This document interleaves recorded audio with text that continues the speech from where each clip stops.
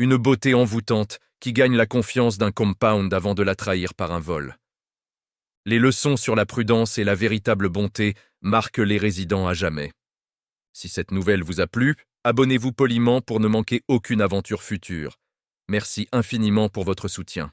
Il y a plusieurs mois, avant que le compound d'Ajao ne s'emplisse du bourdonnement incessant des générateurs et des murmures des commères autoproclamés, une jeune femme nommée Ezine s'était installée discrètement un soir de dimanche. Elle était arrivée avec à peine 2 valises usées, un vieux ventilateur branlant et un seau en plastique qu'elle portait en équilibre sur sa tête avec une grâce presque hypnotique. Sa façon de saluer le gardien Ibrahim ce jour-là ressemblait à une danse bien répétée.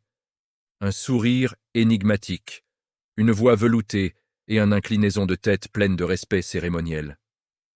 Dès lors, les langues se délièrent à son sujet.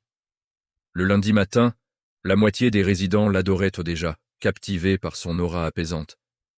Ezine portait des robes fluides qui effleuraient ses chevilles fines, des écharpes colorées nouées avec élégance autour de ses cheveux soyeux, et elle marchait d'un pas souple, comme si elle caressait le sol plutôt que de le fouler. Ses yeux noirs, profonds comme des puits secrets, et sa peau lisse d'un éclat caramel, laissaient une impression indélébile. Les enfants l'avaient surnommée « Tantange » avant même de savoir son nom, et elle leur répondait par un sourire radieux, passant une main douce sur leurs boucles comme une fée bienveillante. Dès la première semaine, sans que quiconque ne le lui demande, elle avait nettoyé tout le couloir commun, frottant les sols avec une énergie sereine.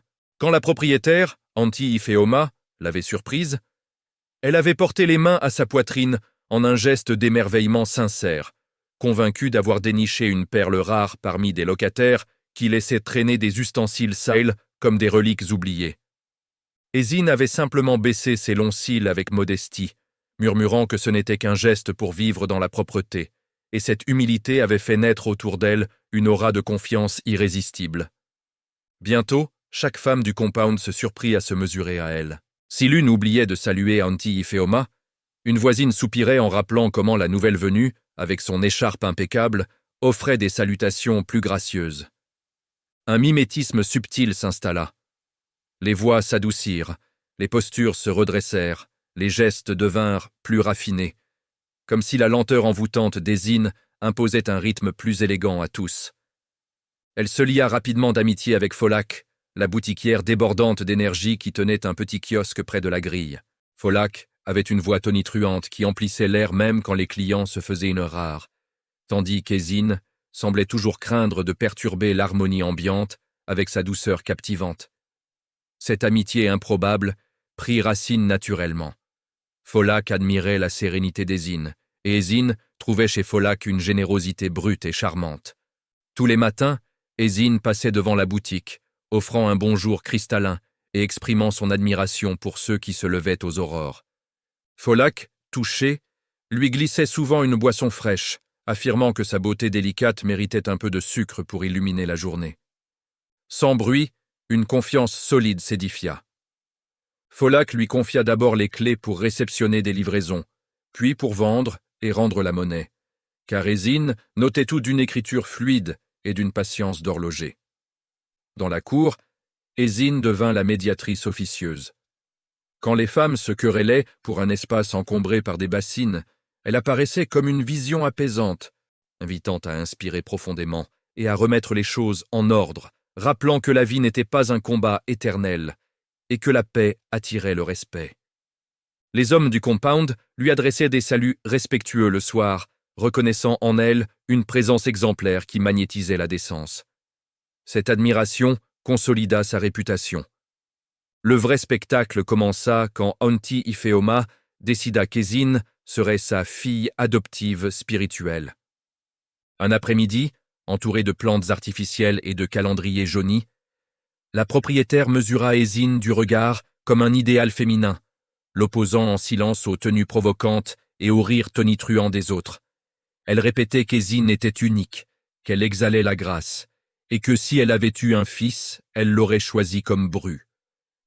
Ezine répondait simplement qu'elle vivait sans ostentation, renforçant ainsi le piédestal sur lequel on l'élevait malgré elle. Lors de la réunion des locataires, Auntie Ifeoma présenta Ezine comme la fierté du compound. La jeune femme à l'écharpe discrète que toutes devraient imiter. L'assemblée oscilla entre applaudissements étouffés et murmures dubitatifs, car les éloges publics alimentent autant l'enthousiasme que les jalousies.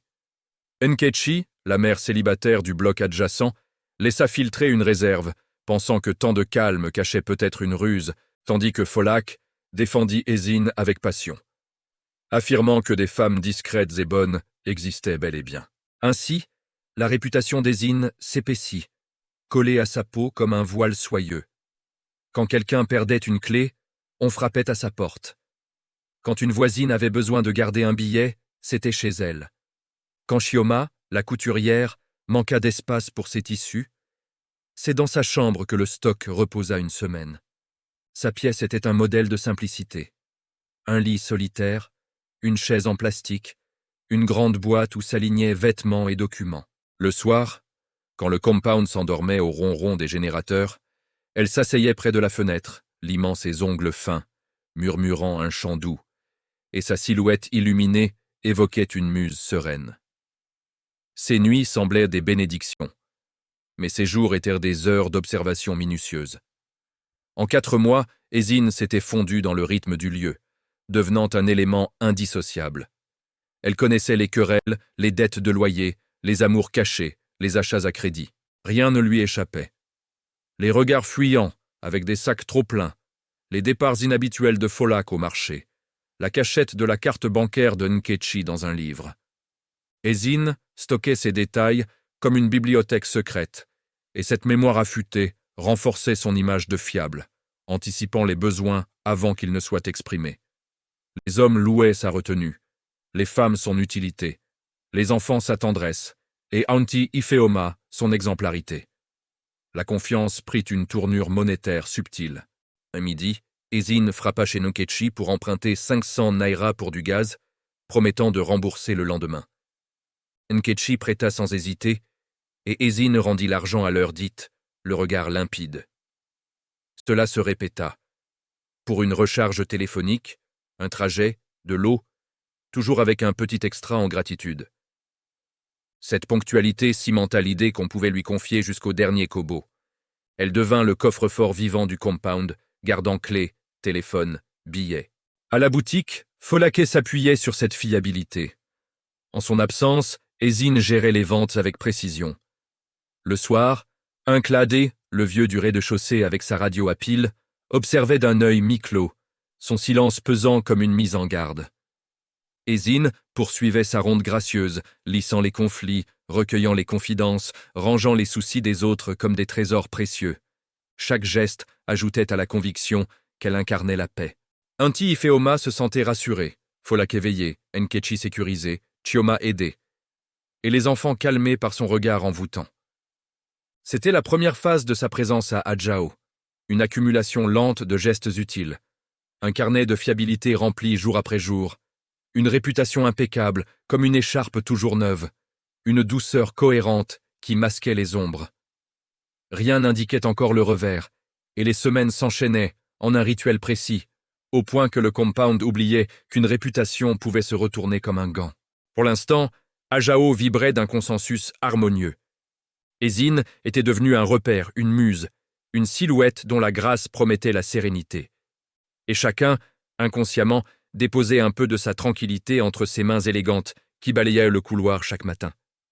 Abonnez-vous si ce n'est pas encore fait.